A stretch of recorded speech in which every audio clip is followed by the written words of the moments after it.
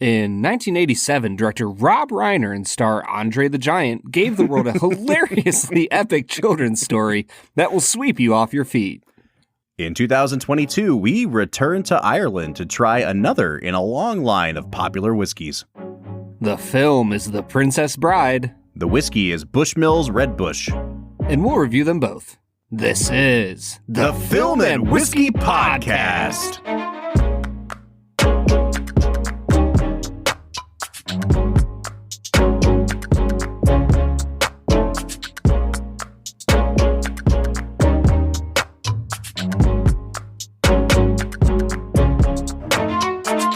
Welcome to the Film and Whiskey Podcast, where each week we review a classic movie and a glass of whiskey.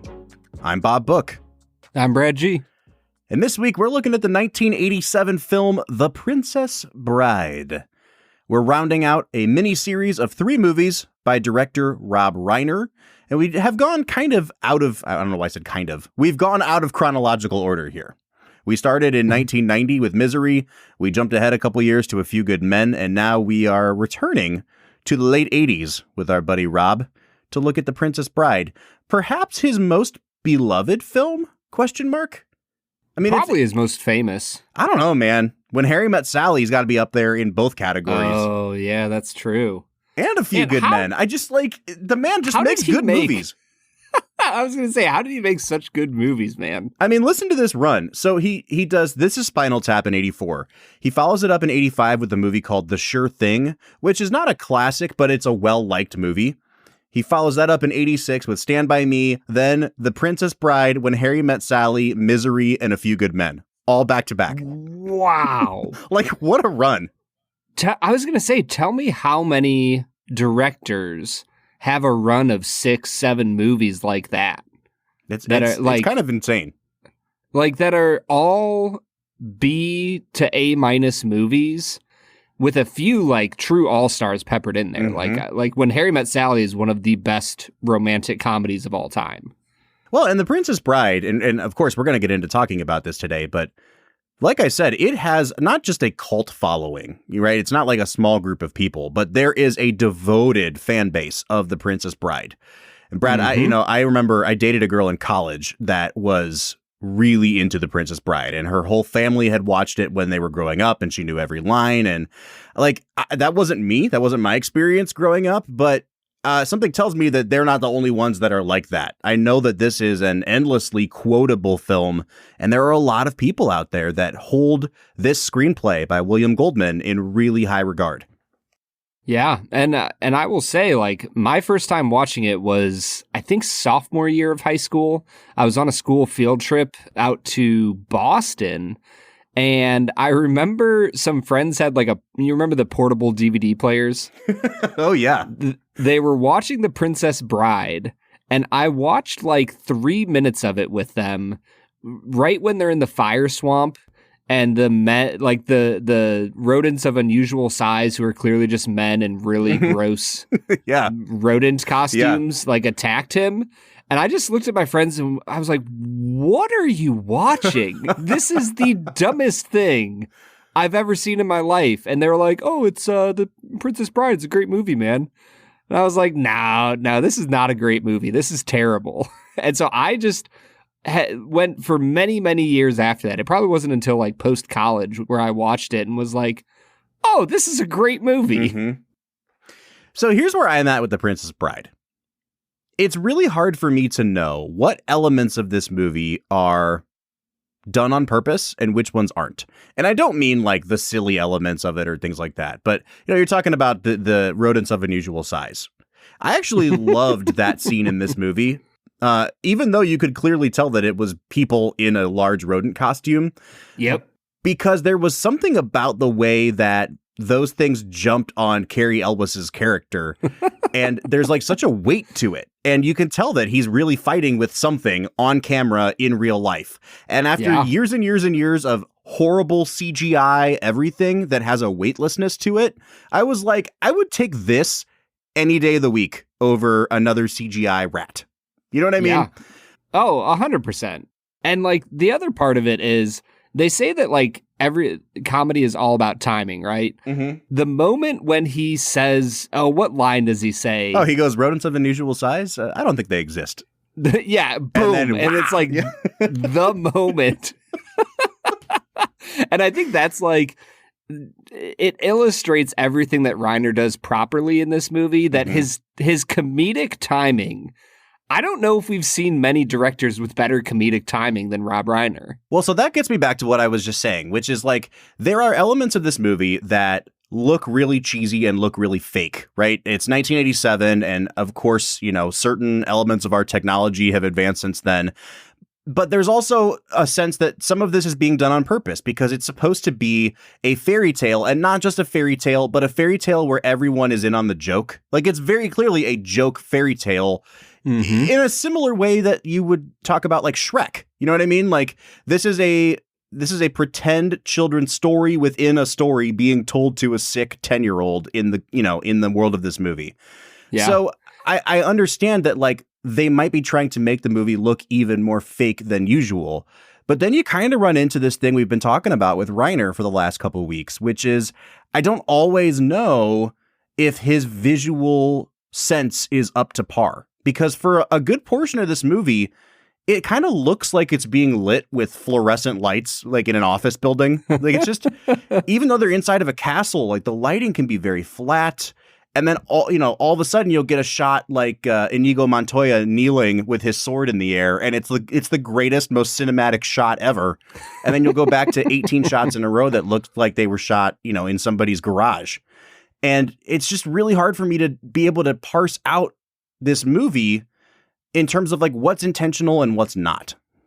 Yeah, it seems like he would have had to have had something of a decent budget for this. I mean, at this point he's gotten Stand By Me, Spinal Tap.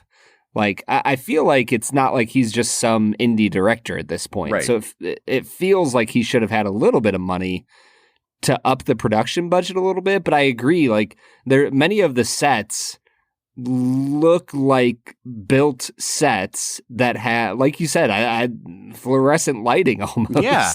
Well, like, the lighting just doesn't often make sense. And I think it's really clear when they're being fake on purpose.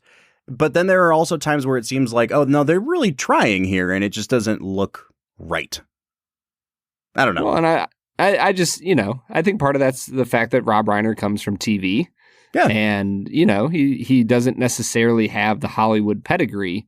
But I mean, he definitely, like, literally has the Hollywood pedigree. Well, we haven't talked about, his dad being Carl Reiner at all the whole time we've been doing these 3 weeks of Rob Reiner. I mean, he comes from Hollywood royalty. The man is, he's made good, but he's a nepotism baby in a lot of ways. Yeah. Hey, man. A little harsh there. Can't help who your parents are, I guess. Well, I was going to say, what's wrong with a little bit of nepotism? Ask the offensive coordinator of the Iowa Hawkeyes. I was going to say, look at the Ferenc family. Oh, man. All right, Brad, it's time for us to segue into Brad Explains, which is America's favorite segment of this show. Before we get there, I do want to say, if this is your first time listening to the show, or if it's your whatever episode we're on, 300th time listening to the show, we want to encourage you, first of all, like and subscribe. We would love for you to give us a 5-star review on whatever platform you're listening on. Guys, for us to be able to make money on this podcast, we have to be able to demonstrate to the advertisers that we have listeners. And the best way to show that is subscribers. Please subscribe on Apple Podcasts, on Spotify, wherever you might be listening, to keep getting our episodes in your inbox each and every week. We also have a Patreon page, patreon.com/filmwhiskey, where you can subscribe to our podcast at 3 different tiers, $3, $5, and $7 a month. At each of those tiers, you get a lot of bonus perks, especially the $7 tier, where you get unedited episodes, where Brad and I get a little blue. You get episodes that are dedicated specifically to that group, so we make bonus episodes that just go to our $7 patrons. You also get access to a special Discord server that Brad and I are on every single day, talking with the members of Film and Whiskey Nation. So you can find all that and more at patreon.com/filmwhiskey. Bob, you keep using the word blue, and I don't think that word means what you think it means. Should I have said blue? There you go. Yeah. All right, let's get into Brad Explains. This is the part of the podcast where Brad breaks down the plot of the movie that he has just seen, often for the first time. This was not Brad's first time seeing The Princess Bride, which means these 60 seconds should be pretty easy for you to fit the plot into, Brad. You got a minute on the clock, and go. While Fred Savage lies in his bed sick at home, his grandfather comes to tell him a fairy tale to help keep his mind off of being sick. The story is about a farm boy who goes off to make a fortune to win his love.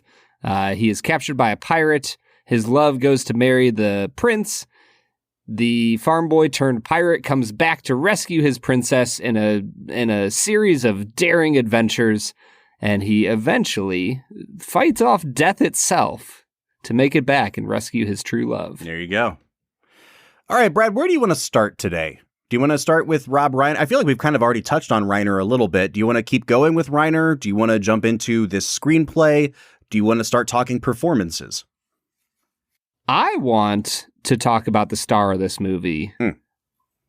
The one and only. Andre the Giant? Dude, it's not Andre the Giant. This is Andre Rene Roussimoff.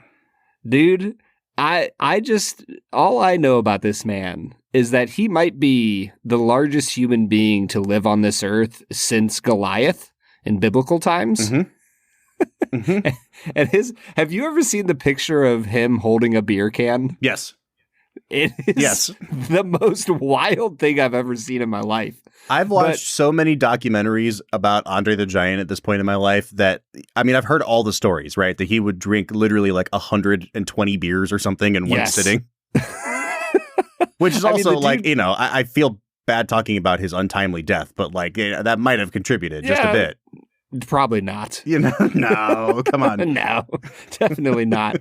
I mean, the man was 7'4", 500 plus pounds.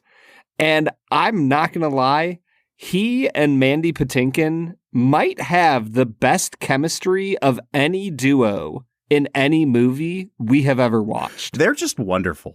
Like, I mean, here's the thing. I really feel like I'm going to be playing bad cop on this episode, and I don't mean to, because this movie is charming as hell, and I enjoy it so much. But of all the people you could have started talking about the performances with, Brad, you had to start with Andre the Giant, whom I love and who is incredibly endearing. Yes. But thank God for subtitles on Disney Plus streaming. like even with the subtitles, I had to press pause and go back and listen again because the man's grasp on the English language is just not sound and not very firm. And he's just really, he's not a good actor in the first place, which you could forgive because he's Andre the Giant. And where else are you going to get a 7'4", 500-pound person to act in your movie? But he can't deliver lines. His mouth just won't make the words. No, they won't. And I think that's what makes him so perfect is the fact that Mandy Patinkin has such an endearing love for Andre the Giant. I guess I should say Inigo and Fezzik have such a brotherhood and a deep lasting connection that there's something about that makes Andre the Giant, like you said, he is charming and endearing, and his accent is so bad that I don't know if I ever fully picked up on the rhyming joke at the start of the movie, which is a major component of the movie. It comes back 3 times, I think. Yeah, and it's brilliant. It is some of the best comedic writing and acting that I've ever seen, except for the part where, unless you have subtitles on. Yeah. Well, not the acting part, just the line delivery. Yeah, there's more to acting than just speaking, Bob. Yeah, man, I really struggle with Andre the Giant because, like you said, he and Mandy Patinkin have incredible chemistry. And the funny part of this movie is that certain actors have to take their roles seriously for the movie to work. Mandy Patinkin has to play this completely straight. And even somebody like Chris Sarandon as, the evil prince, he's playing it seriously. Prince what, Bob? Prince Humperdinck. There we go. So he's playing it seriously, but he's also he's hamming it up on purpose, right? Like, it is an over-the-top villain. Whereas Mandy Patinkin is playing this as if he's, like, trying to win an Oscar in a drama. And he's taking the Spanish accent so seriously, instead of just doing, like, the normal Hollywood thing of, like, I'm an American who's going to kind of speak with a Spanish accent, and that's what you're going to get. He's like, he kind of slurs his words a little bit where you normally would when you have a Spanish accent, and he elides certain words together and things like that. And so at times you're like, what did Mandy Patinkin just say? And then, and so there are just whole scenes that hang in the balance between Mandy Patinkin and Andre the Giant. And I only understood like 5 words between the two of them. But you walk away from that scene still being entertained and amused. I guess so, man. Even though you don't know what they said. I think a fun way to do this, Brad, I'm looking through the cast list right now, and obviously there are certain people in this movie that pop up, like Billy Crystal and Carol Kane in extended cameos, Peter Cook as the clergyman, but there's really like 9 people in this movie that have speaking parts that are substantial, okay? So Cary Elwes, Robin Wright, Mandy Patinkin, Andre the Giant. You've got Chris Sarandon, Christopher Guest, Wallace Shawn, and then Fred Savage and Peter Falk. I think that would be like the cast, if I could call them that. Yeah. I kind of want to like power rank the people in this movie. And I'd be really interested to hear, maybe the way to do it is just kind of like walk from number 9 up to number 1 and give me some candidates for who you think is the 9th place person in this movie. I was going to say, now, what are we judging on? Effectiveness within the movie? Actual just acting ability? Kind of both. I mean, like, you know, is your character interesting? Are you charismatic? Are you memorable? Are you a good actor? Like all those, you know, Andre the Giant is the worst actor here by a lot, right? Yeah. I don't know if I would power rank him number 9 in this movie. No, number 9. Number 9 is Cary Elwes. Oh no! I was going to say number 9 is Robin Wright, but I think she was going to be my number 8. This gets at the problem of movies like this, like Beauty and the Beast. We talked about this. Like Belle and the Beast are the 2 least interesting characters in that movie. The supporting roles are always more flashy and flamboyant and charismatic and memorable in movies like this. I think Cary Elwes is phenomenal, and he has to do a lot of physical comedy, especially at the end of the movie where he can't quite walk anymore. And it reminded me of a lot of the pratfalls that they made, like Neil Patrick Harris do on How I Met Your Mother. Yeah. There was a lot of that going on here. So he has like one foot in kind of like the classic vaudeville style of comedy. Robin Wright's character convinced me there. Robin Wright's at the bottom. Robin Wright has nothing to do in this movie. And she's a great actress and I love her to death. But like, you could have put a cardboard cutout of a human being in her place and just voiced over like, no, Prince Humperdinck. And it would have had the same effect. And I feel like you could have done that and people would be like, yeah, it's the Princess Bride. That's why it's so funny and brilliant.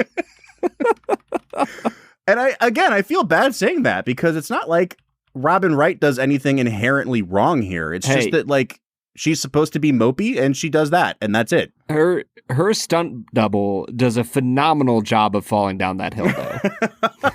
just clearly male stunt double with an awesome blonde wig on. Oh my gosh. All right. Let's go number 8. Who would you put in here? I think I'd probably put Cary Elwes. All right. I think he's good.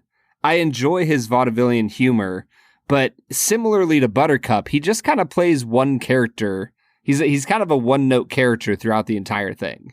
I get that. I think that this movie works significantly less well if you have an actor in here with worse comic timing. Yeah. It's saying something about how well he's able to deliver lines like, you seem a decent fellow, I hate to die. Like, it's a great line. And he just, I think that's why he's probably top 3 for me, honestly. Man. But listen, I'll put him at 8. Oh, whoa. I didn't realize this is our combined. If you're putting him that high, well, who are you thinking in the 8 area? I don't know, man. I feel like everyone kind of like morphs together, and then there's a couple standouts, right? Like, I don't know. We could put Fred Savage at 8. Like, he doesn't really do much except sit in the bed. Yeah, that's fine. Fred Savage at 8. Fred Savage. So who do you got at 7? I don't know, man. How are you feeling about Peter Falk? He has a little bit of like a lazy eye going on, and I freaking love it. Are you allowed to say that in 2022? Are you allowed to call it a lazy eye? Is that like incorrect now? Yeah, I mean, maybe it's just like a slightly unmotivated eye that's been oppressed by his other eye. I don't know. Oh my gosh. So Peter Falk is an incredible actor, and I mean, I love Columbo. I think it's really interesting to see him in this movie because he's only 60 years old in this movie, and they clearly have him made up to look much older than he is. And they don't really make him up very well. It kind of looks like how we did old age makeup in like high school when we were doing like theater. And they would just like draw lines on your forehead to make you look like you had deeper creases. And he's wearing this wig that is so clearly a wig. And that's one of the areas where I'm like, is this on purpose? Because this isn't the fairy tale part of the movie. Like, why is Peter Falk, who is 60 years old? I just don't get it. Yeah, I think that where he wins the day is like, he's the most charming grandpa I think that has ever existed. Yeah. And he just has a way of interacting with Fred Savage that I think shows how important it is to have really experienced actors with child actors to help kind of draw a good performance out of them. Because I think that the scene, you know, there's only a few of them, but the scenes between Savage and Falk are really, actually really incredible. And it honestly makes me think about the way we've been scoring our directors. I feel like Reiner's highest category might end up be the way he works with actors. Because it just seems like he continues to get great performances out of people. All right, I will put Cary Elwes at 6 because I don't want to put him too high based on how you feel about him. If you will put Andre the Giant at 5. I'll put him at 5. All right. I think that's fair.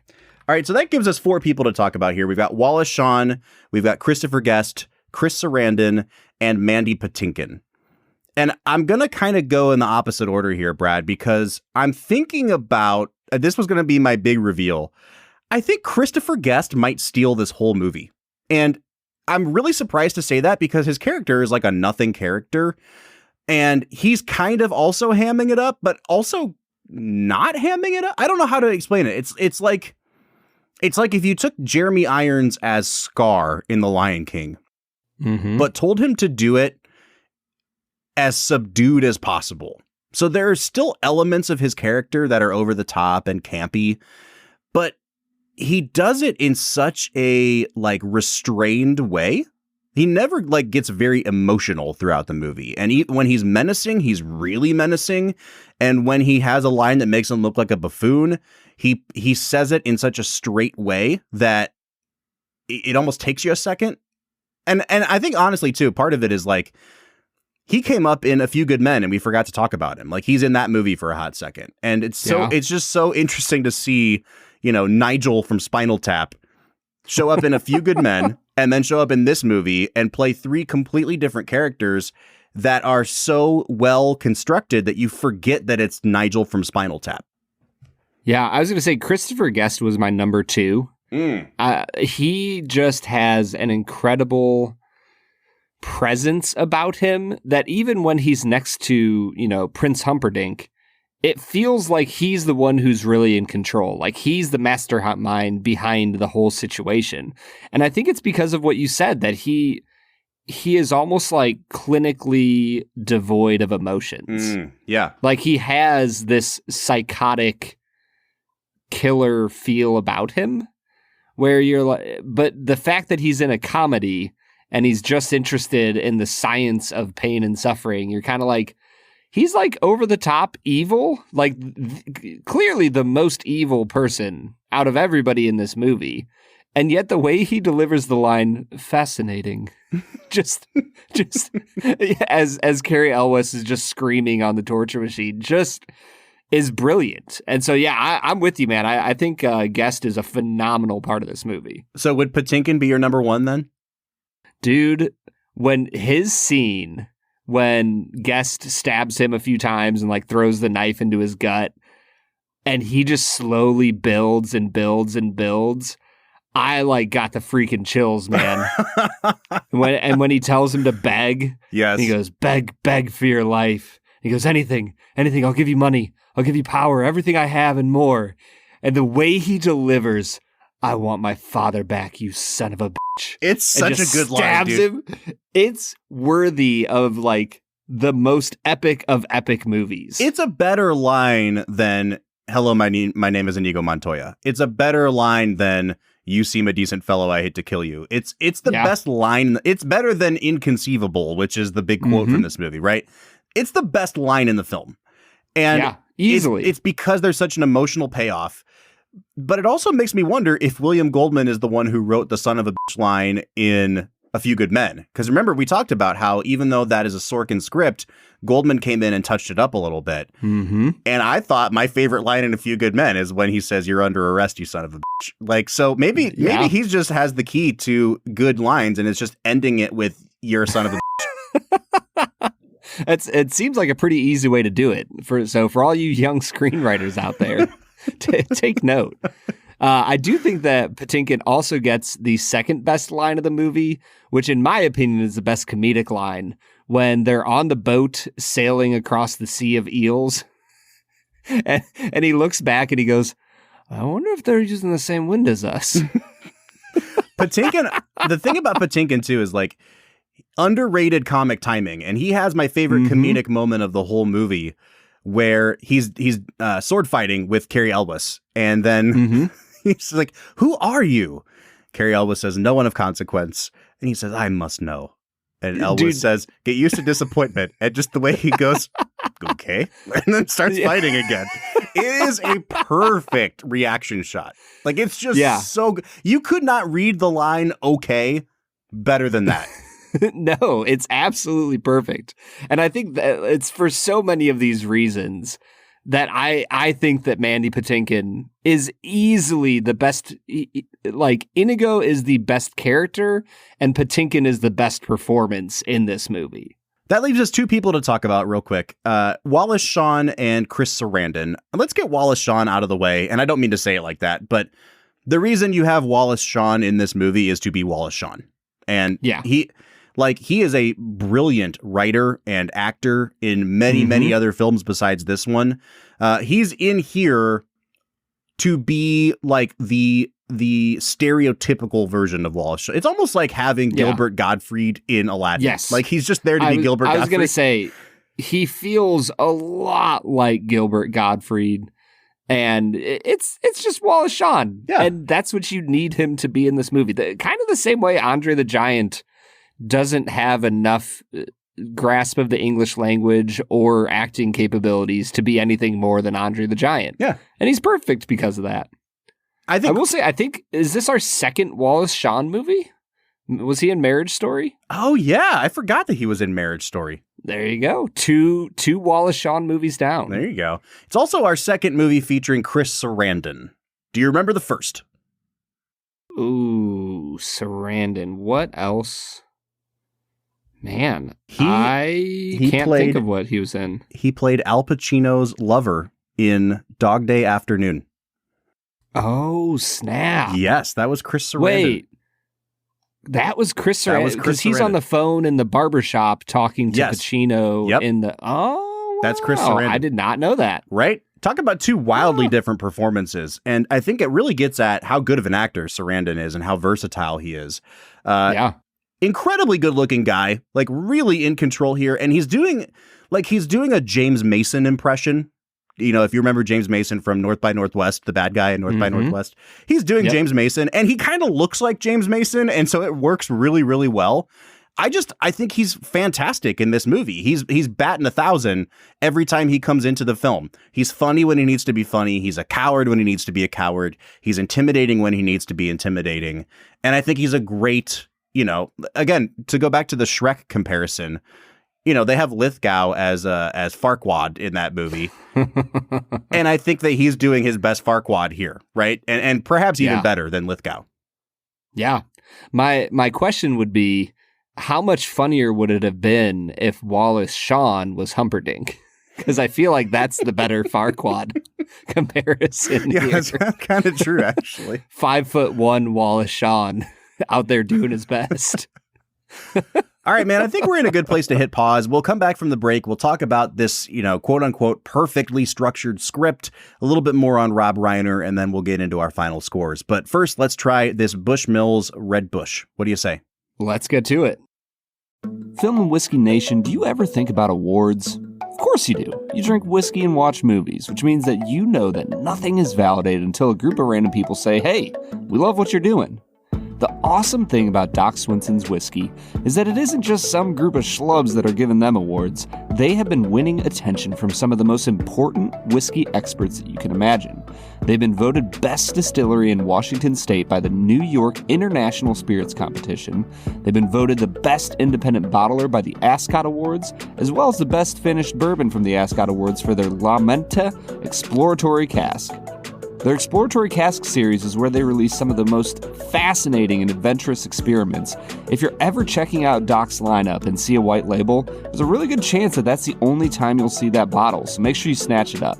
Doc Swinson's has been offering just phenomenal finished and blended whiskeys for quite some time now. You can find them online at docswhiskey.com. That's DOCS whiskey.com.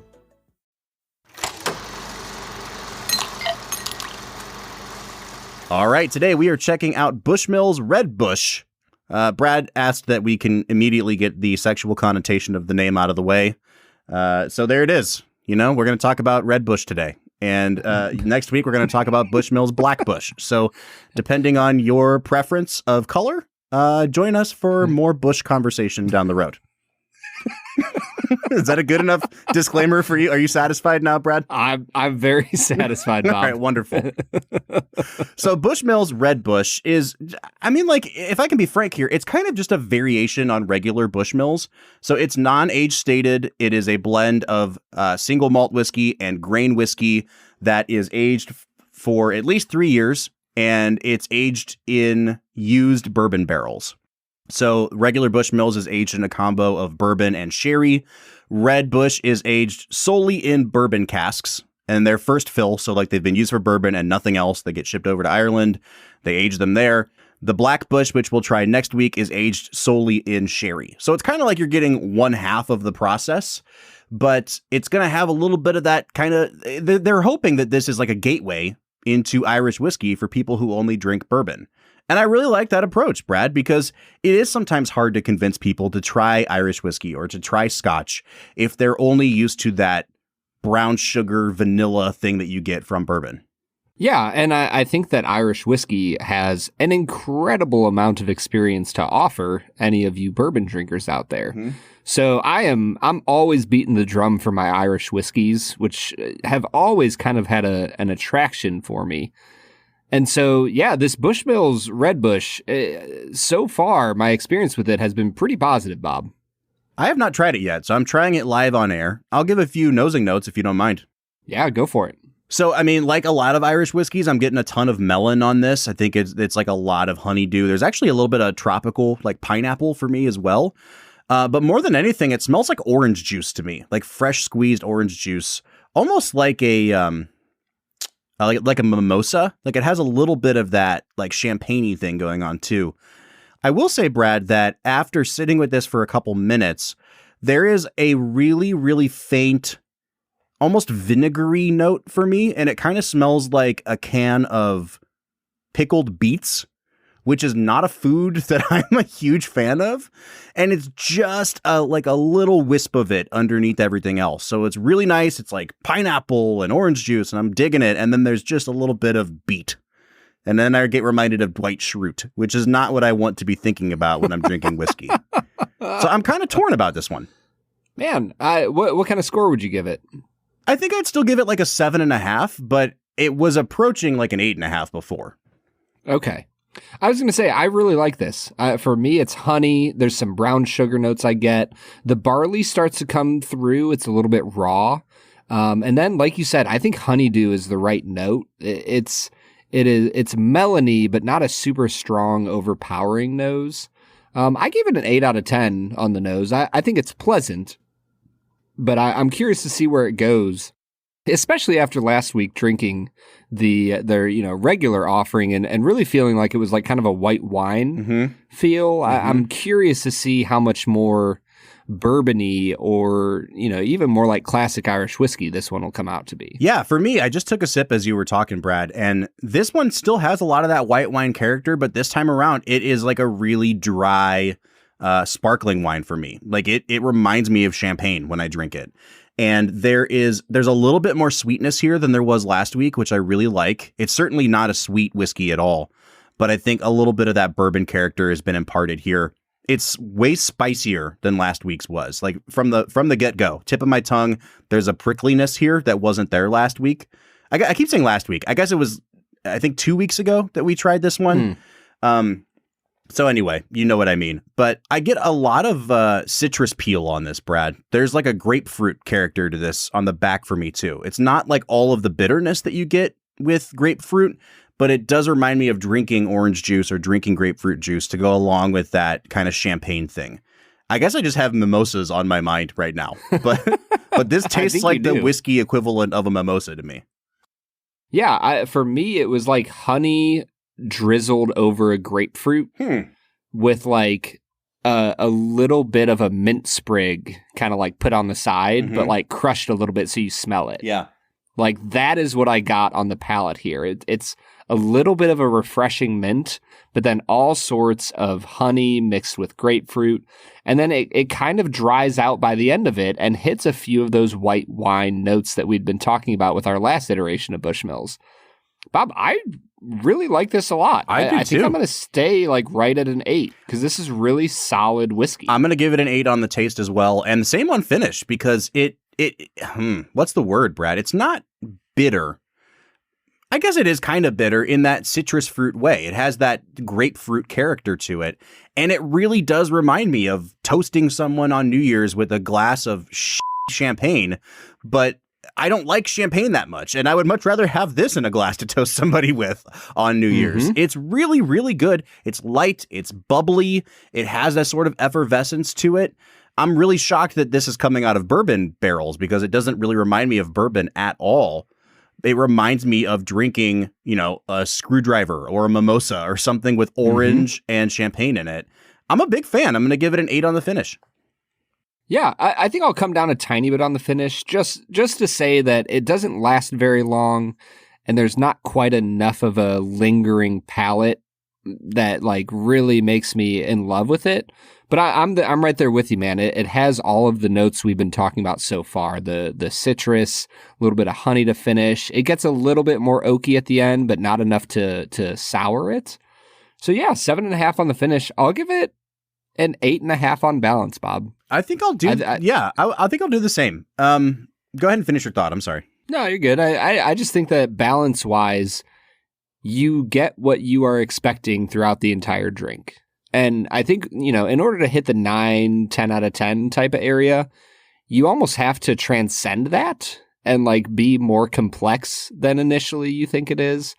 But with this one, man, I mean, there's nothing to complain about here balance-wise. No, and is this the best Irish whiskey we've ever had? No, but for what it is, and kind of as a self-contained thing, it balances everything really, really well. Everything I got on the nose was there on the palate. Everything that was on the palate was there on the finish. It's a super consistent product, and I really appreciate that. So I'm also going to go 8.5 on balance, and that brings us to value. Now, Brad, as you know, our value score is not dependent on simply, is it cheap or is it expensive? It is, does the quality of what we just drank make sense at the price point? Or even more, is it a steal at the price point? And in the state of Ohio, Brad, I'm pretty sure this is like in the 20s, right? $22.49. $22 for a 750 milliliter bottle of this is a freaking steal. Like so much so that I thought this was like $28 or $29. At $22, This is a 9 out of 10 value, Brad. It's a 9.5 for me, Bob. Yeah. It's pretty close to being a perfect value. If it was 20 or below, I would give it a 10 out of 10. $22.50 is a steal for this whiskey, guys. If you have not tried Bushmills Red Bush yet, I am really, really impressed. And there's you can't ask for much more out of a bottle of whiskey that costs less than $25. No, I'm coming out to a 41 out of 50, Brad. What are you coming out to? 41.5. Wow. So we're at a 41.25 or an 82.5 out of 100. This is a big deal, man. It's pretty rare for a whiskey this inexpensive to score this highly on our show. Yeah. Well, and the big thing is I always try to score the first 4 categories with no regard to the value category and allow value to adjust the score as need be. Mm-hmm. You know, if this was a $90 bottle of whiskey, it would get a 2 out of 10 and be in the mid 30s, the low 30s. But because it is a $22.50 bottle of whiskey, it got a 9.5, and that bumped it up to where I think it should be. This is a huge step up from the regular Bushmills white label. You know, so easily. Much so that I think we had some complaints about Bushmills last week. I have no complaints about this. This is an immediate go out and purchase this, even if you're not an Irish whiskey fan, because it is out of the ordinary enough that I think this should be something that you need to give a try to. Yeah, and if you haven't watched The Princess Bride yet, you need to go out and give it a try. So, Bob, how about you say we get back into finishing our conversation about The Princess Bride? Let's get to it. All right, everybody, that was Bushmills Red Bush, a whiskey that we were just over the top about, Bob. I'm over here Googling about it right now because I had no idea it was this good. Why is no one talking about this? It's available everywhere all the time for less than $25, and it's phenomenal. I don't know, Bob. It's not very exclusive. You know what I mean? That's what it is. We need to create scarcity, artificial scarcity. What we need is for Bushmills Red Bush to get acquired by Buffalo Trace. There you go. That's it. If you put this in the BTAC collection and called it George O. Stagg Irish whiskey, dude, George O. Stagg, it could sell for $900 and people would finally understand. Oh man.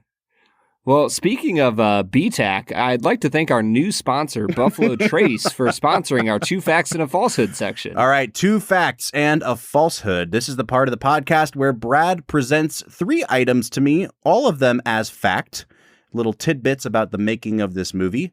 And also, all of them not sponsored by Buffalo Trace. Actually, none of them. To be clear. No free advertising on this podcast, Buffalo Trace. So 2 of them are actually true. One of them is made up by Brad. I have to guess which one is the falsehood. Brad, hit me with your 2 facts and a falsehood. Fact number 1, Christopher Reeve, famous for playing Superman, was at one point interested in playing the role of Wesley.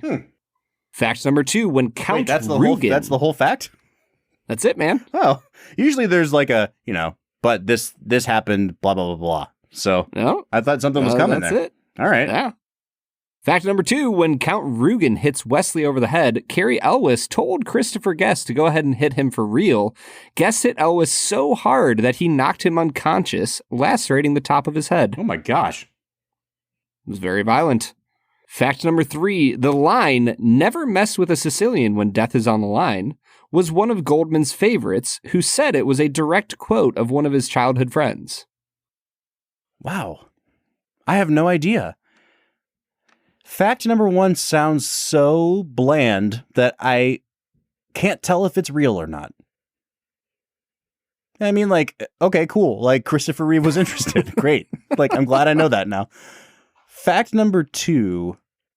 I think they could all be false. Is it possible that all 3 of these are false? There is 0% chance okay, of that. All right. I think I'm just going to have to guess one because I think I'm going to be wrong regardless. I'm going to say that 2 is the falsehood. That Count Rugen hit Wesley over the head so hard that he knocked him unconscious for real? Yes. That, Bob, is a 100% true fact. Oh, nice. Yeah. What was the falsehood, Brad? The line, never mess with Sicilian when death is on the line. Was not one of William Goldman's favorites? It wasn't. I mean, maybe it was. Maybe it wasn't. There is no record of it being his favorites, and he did not say it was a direct quote from one of his childhood friends. As far as I know, I made that up. What a great line. Dude. I just love it. It's such a great line. All right, so I'm taking the L this week. I'm okay with that because I'm still way above 500 on the year. Yeah, you're killing it, man. Let's get back into... It was a rough start for you. It was a really rough start. I want to talk a little bit more about this script and about Reiner's direction of it. This is the third movie that William Goldman and Rob Reiner have worked on together that has been on this show. Like, I had no idea that William Goldman did revisions on A Few Good Men when we picked that for the show. But, like, it's pretty obvious that the two of them really enjoyed working together and that Reiner understands, if nothing else, how to put the actors in a position to deliver this Goldman dialogue better than almost anybody.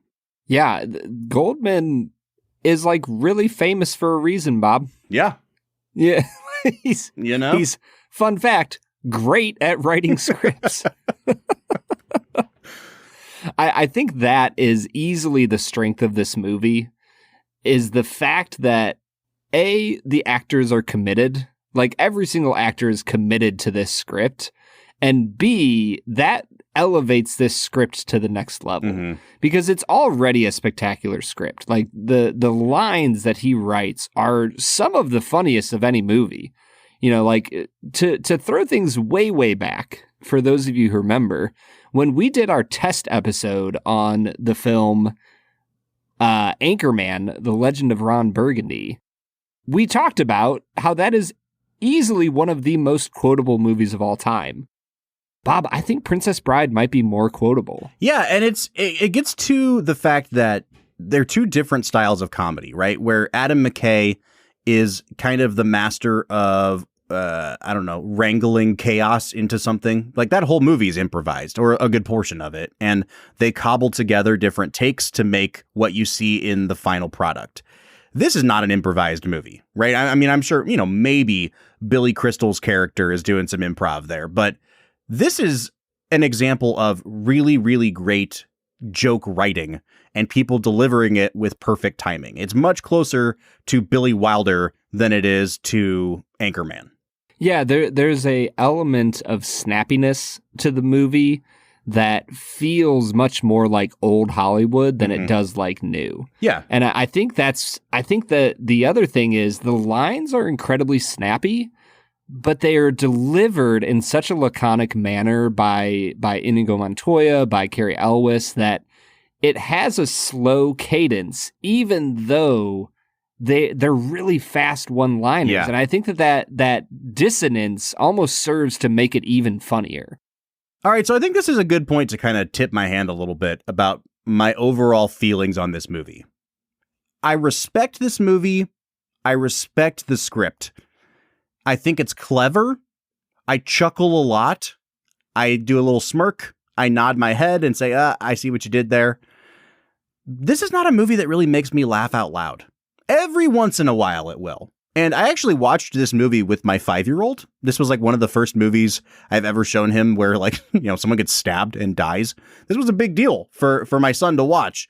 He thought it was hilarious. He loved it. And so it was great to watch it with a younger person who had never seen it before. And the jokes really worked. And, Andre the Giant's rhyming thing killed in my household. But at the end of the day, I think this is why I think Spinal Tap is such a better movie than this. And I know that it's two completely different styles of comedy. Spinal Tap makes me laugh out loud. And this movie gets more of an appreciative chuckle every now and then. And so it's really hard for me to hold this movie in as high of esteem as other people do. That's crazy to me, Bob. Yeah.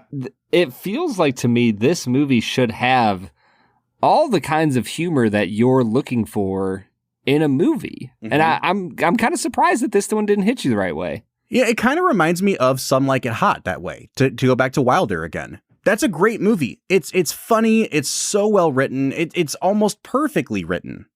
And yet, I think there's an element of, because it is all written down, because there doesn't seem to be any actual joking going on. You know what I mean? Like, I'm not saying I need improvisation to make me laugh, but sometimes the staginess of delivering jokes that are pre-written in a movie just doesn't work quite as well for me.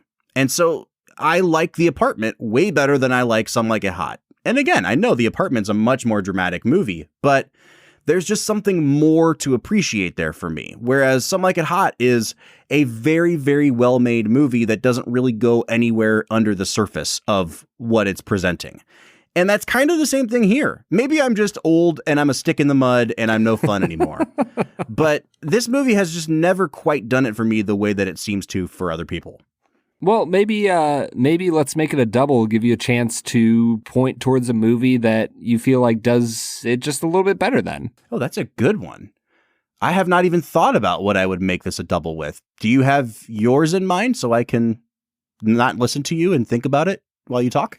Yeah, Bob, I have been thinking about the movie, and I think that there's another children's film that is similar in tone and in its content. We mentioned it once earlier. I think I'm going to pair this with Shrek.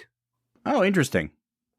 Yeah, I mean, I think it's kind of like, it's an obvious pairing for this, right? Like, I think Shrek's a little more mean-spirited than this movie is.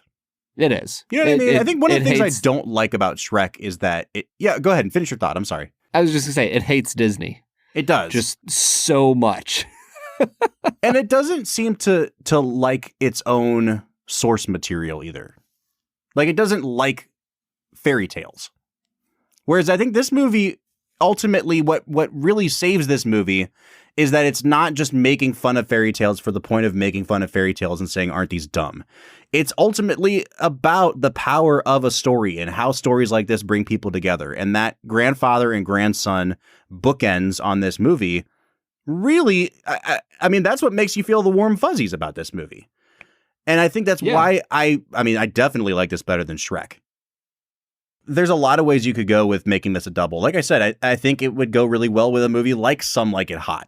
It would go really well with the original Adventures of Robin Hood with Errol Flynn. I think it has that sort of swashbuckling thing going on here. I think I'm going to pair it up with a movie based on movies that the script is perfect, but that I still don't really care for. And it is Back to the Future, where I think Back to the Future has like actual problematic elements to it that don't fly in 2022. And this movie doesn't really have those. But it's a movie that on paper, literally on paper, should work like gangbusters for me. And how people talk and write and worship at the altar of these two scripts and how perfectly structured they are and how there's a payoff for everything that happens. And yet, even though it's perfectly structured, I still don't think it's anywhere near approaching a perfect movie. Both really enjoyable, both, entertaining on surface level, but, or we could just call it the double of movies that everyone else on Earth likes that Bob doesn't care for. And here's why Bob's wrong. And you could have a double feature of those. So there you go. I'm going to go Princess Bride and Back to the Future. Sounds good, man. Bob, I've been thinking about this, we'll make it a double. For a while now. I think I'm going to compare this and pair it up with a movie called Stardust. Have you ever seen Stardust, Bob? I have not ever seen Stardust, Bob. Yeah, it came out in 2007. It's an action-adventure movie about a young man who promises the woman that he loves that he will go retrieve a fallen star. And he goes forth into this magical realm and goes on a grand adventure to find it, and he learns a little bit about himself. And honestly, I think it's almost like the movie version of what happens to Wesley in between him leaving Buttercup and coming back to Buttercup. Interesting. So I'm a big fan. I think it's a good pairing for The Princess Bride. All right, Brad. It is time for us to give final scores on this movie. I'll go first since I just said that, this is not my favorite film. I think, again, on paper, this is like an 8.5, 9 out of 10. but it just doesn't. It's one of those movies where I watch it, I smile, I say, that was cute, that was well made, and then I forget about it. And it just doesn't have the staying power in my own mind that it seems to have for other people. I'm going to give it a 7.5 out of 10. I think it's competently directed. It has a brilliant screenplay. I think a lot of the people in it have insane comic timing. But, like, am I wanting to put this on every day? Not really.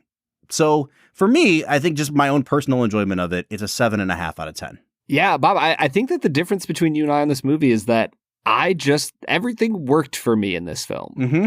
Like, it's nothing more than it tries to be, but it is perfect at what it tries to be. And so for me, I'm going to give it an 8.5 out of 10. I think it's one of the funnier movies we've ever had on the podcast. And I think that Patinkin's performance single-handedly bumps this up at least a half a point. For sure. For sure. All right. So there you have it. We are coming out to an 8 out of 10 on average. But we'd like to know what you think. Is this one of those movies that you've watched ever since you were a kid and you hold it very near and dear to your heart? Is this a movie that doesn't work for you? Kind of like with me. You can let us know on our social media accounts, Facebook, Twitter, Instagram, or TikTok at Film Whiskey. Or you can jump onto our Discord. We are on there every single day talking to you guys, the listeners of the Film and Whiskey podcast. So if you want to join the conversation, you can check out a link to the Discord at the end of every one of our show notes. All right, next week we are visiting one of the most famous, most highly regarded directors of all time, David Lean, and we're kicking it off with a movie that is considered one of the best ever made, 1962's Lawrence of Arabia. Brad, we're taking a very, very hard turn from Rob Reiner into David Lean. Yeah, and I'm incredibly excited for it. We'll be back next week with Lawrence of Arabia, but until then, I'm Bob Book. I'm Brad G. And we'll see you next time.